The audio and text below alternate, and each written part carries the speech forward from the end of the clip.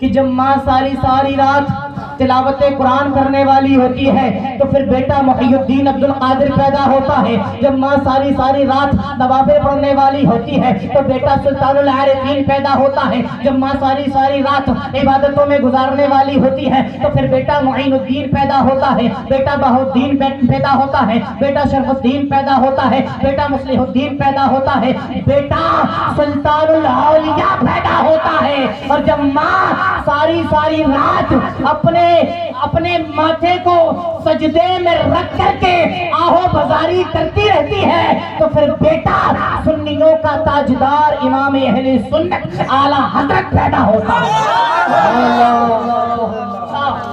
یہ نعمت عظمیٰ بھی الحمدللہ ہمارے پاس ہے. اسٹیج کی توجہ چاہتا ہوں. ہاں بھائی بالکل توجہ چاہتا ہوں. یہ نعمت عظمیٰ ہمارے پاس ہے جناب. کون سی نعمت؟ الحمدللہ محی الدین ہمارے پاس ہے, معین الدین ہمارے پاس ہے, بدر الدین ہمارے پاس ہے, بدیع الدین زندہ شاہ مدار ہمارے پاس ہے, مصلح الدین ہمارے پاس ہے, شمس الدین ہمارے پاس ہے, جلال الدین ہمارے پاس ہے, وزیر الدین ہمارے پاس ہے. مطلب سمجھے؟ مطلب یہ کہ دین بھی ہمارے پاس ہے, دین والے بھی ہمارے پاس, دین بھی ہمارے پاس, دین والے بھی ہمارے پاس. تمہارے پاس کیا ہے کہ دیو وہ بھی ہے بند. واہ واہ. خیر میں زیادہ نہیں جاؤں گا. مجدد الفسانی شیخ احمد فاروق سمجھ گئے آپ اس لیے مسکرا رہا ہے. اچھا چلے بتا دوں. کسی نے پوچھا اس کا نام دیو بند کیوں رکھا؟ بولے بس اس کو تو یوں ہی جو ہے رکھ دیا گیا ہے نام ہے. میں بتاتا ہوں کیوں رکھا. وہ اس لیے کہ وہاں فاتحہ بند, 40واں بند, تیجا بند, سلام بند, محفل بند, ذکر رسول بند, صرف شیطان کا ذکر کھلا, اس لیے سب بند. بہرحال قطع نظر اس کے مجدد الفسانی شیخ احمد فاروقی رحمۃ اللہ تعالی علیہ فرماتے ہیں کہ ولایت کا سلسلہ چلتا رہا. نبی پاک سے ولایت کا سلسلہ چلا اور نبی پاک سے ولایت کا فیضان ملا سیدنا صدیق اکبر کو. سیدنا صدیق اکبر سے ملا حضرت عمر فاروق اعظم کو, حضرت عمر فاروق اعظم سے ملا حضرت عثمان غنی کو, حضرت عثمان غنی سے ملا مولا علی کو, مولا علی سے ملا حضرت مولا حسن کو, مولا حسن سے ملا مولا حسین کو, مولا حسین سے ملا امام زین العابدین کو, امام زین العابدین سے ملا امام باقر کو, امام باقر سے ملا امام جعفر صادق کو, امام جعفر صادق سے ملا امام موسیٰ کاظم کو, امام موسیٰ کاظم سے ملا امام جواد کو, امام جواد سے ملا امام نقی کو, امام نقی سے ملا امام تقی کو, امام تقی سے ملا امام حسن عسکری کو. اور یہ ولایت کا سلسلہ امام حسن عسکری سے پہنچتا ہے 11ویں والے امام کو, جب تک 12ویں امام مہدی ظاہر نہیں ہوتے. اس ولایت پر قبضہ ہے غوث اعظم کا, اس ولایت پر قبضہ ہے غوث اعظم کا. کوئی ولی کتنے ہی بڑے مرتبے کا کیوں نہ ہو, لیکن تب تک وہ ولی نہیں ہو سکتا جب تک اس پر غوث اعظم کا ٹھپا نہ لگے. کوئی ولی کتنے ہی بڑے مرتبے کا ہو لیکن غوث اعظم کے مرتبہ کمال کو نہیں پہنچ سکتا, ہرگز نہیں پہنچ سکتا. کیونکہ میرے غوث اعظم کا کمال یہ ہے کہ بڑے بڑے اولیاء کی گردنوں پر آپ کا قدم ہے. بڑے بڑے اولیاء آپ کی دستبوسی کا شرف حاصل کرتے ہیں. بڑے بڑے اولیاء آپ کی دستبوسی کا شرف حاصل کرتے ہیں. اللہ اکبر. میرے امام کو سنیے, میرے امام کیا کہتے ہیں, فرماتے ہیں واہ کیا مرتبہ اے غوث ہے والا تیرا, اونچوں کے سروں سے قدم اعلیٰ تیرا, سر بھلا کیا کوئی جانے کہ ہے کیسا تیرا, اولیاء ملتے ہیں آنکھیں وہ ہے طلبہ تیرا. اور کیا دبے جس پہ حمایت کا ہے پنجا تیرا, شیر تو خطرے میں لاتا نہیں کتا تیرا. دبے جس پہ حمایت کا ہو پنجا تیرا, شیر کو خطرے میں لاتا نہیں کتا تیرا, شیر کو خطرے میں لاتا نہیں کتا تیرا.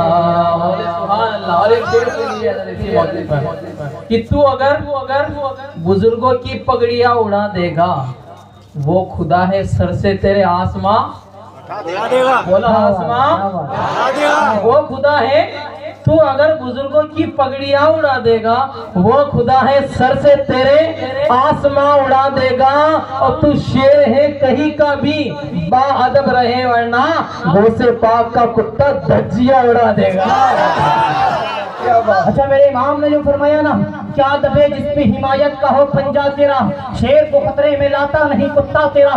جانتے ہو میرے امام نے یہ کیوں کہا؟ جانتے ہو میرے امام نے یہ کیوں فرمایا؟ وہ اس لیے کہ میرے امام نے غوث اعظم کے جاہ و جلال کو دیکھا ہے. میرے امام نے میرے غوث اعظم کے کمال کو دیکھا ہے. میرے غوث اعظم کے مرتبہ و کمال کو دیکھا ہے. اس لیے میرے امام نے یہ فرمایا ہے. اور آؤ آج آپ کو بتائی دوں اس شعر کی وضاحت کری دوں اس شعر کی کچھ جو ہے تشریح بیان کری دوں کہ میرے امام نے یہ فرمایا کیوں ہے. سنیے غوث اعظم رضی اللہ تعالیٰ عنہ کے دور کے ایک بزرگ گزرے ہیں شیخ احمد رحمۃ اللہ تعالیٰ علیہ. ان کی یہ شان تھی کہ یہ زندہ شیر پر سواری کیا کرتے تھے اور زندہ شیر پر سوار ہو کر کے ہی اللہ کے ولیوں کے پاس پہنچتے تھے. جب بھی یہ کسی ولی کے پاس پہنچتے اور کسی ولی کے پاس ٹھہرتے تو وہ ولی ان کے شیر کے کھانے کے لیے اپنے استبل سے کوئی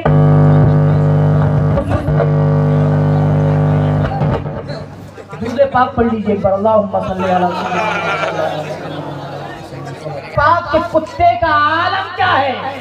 سنیں جناب غوث اعظم کے زمانے کے یہ ولی جب بھی کسی ولی کے پاس پہنچتے اس سے اپنے شیر کے خوراک کے لیے ایک بیل ضرور مانگا کرتے تھے اور وہ بیل پیش بھی کرتا تھا.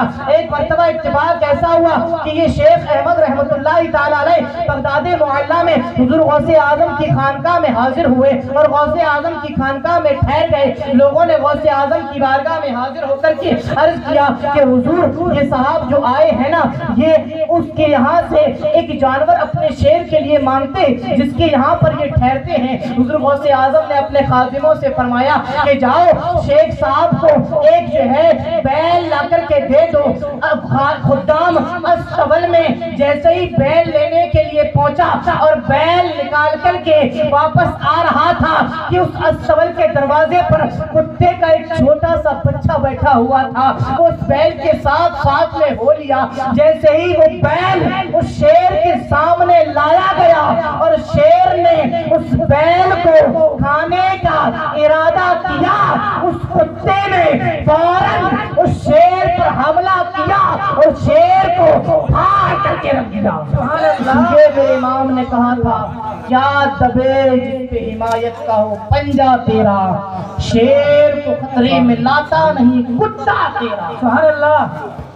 میرے دوست میرے عزیز ساتھیوں یہ کمال غوث اعظم کو ملا کیسے؟ سبحان اللہ. یہ مرتبہ ملا کیسے؟ آئیے حضور غوث اعظم کی زبانی سن لیتے ہیں.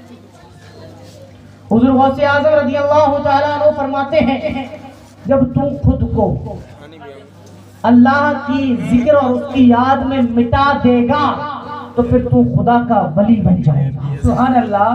اور پھر خدا کی اجازت سے لوگوں کی حاجتیں یعنی ضرورتوں کو پورا کرے گا. لوگ تیرے سامنے اپنی خالی جھولیاں پھیلائے حاضر ہوں گے اور تجھ سے تیرا کرم مانگ رہے ہیں. سبحان اللہ. اور پھر اپنے بارے میں فرمایا مریدی لا تخف اللہ ربی کہ اے میرے مرید کوئی خوف نہ کر اس لیے کہ میرا پروردگار اللہ ہے. سبحان اللہ. اچھا اب سنیے آپ حضور غوث اعظم نے فرمایا نا کہ اے میرے مرید کوئی خوف نہ کر اس لیے کہ میرا پروردگار اللہ ہے. کیا فرمایا؟ میرا پروردگار اللہ ہے. یہ قرآن کی اس آیت کی روشنی میں فرمایا اور یہ اس آیت کی جو ہے تفسیر بھی بیان کر رہا ہے. اللہ نے اپنے محبوب ولیوں کے بارے میں فرمایا الا ان اولیاء اللہ لا خوف علیہم ولا هم يحزنون کہ بے شک اللہ کے ولیوں کو نہ کوئی خوف ہے نہ انہیں کوئی کسی کا ڈر ہے. اچھا یہاں ایک بات ذہن میں آتی ہے ایک بات ذہن میں یہ آ رہی ہے کہ یا اللہ تیرے ولیوں کو کسی کا خوف نہیں ہے. ولی حق سچ.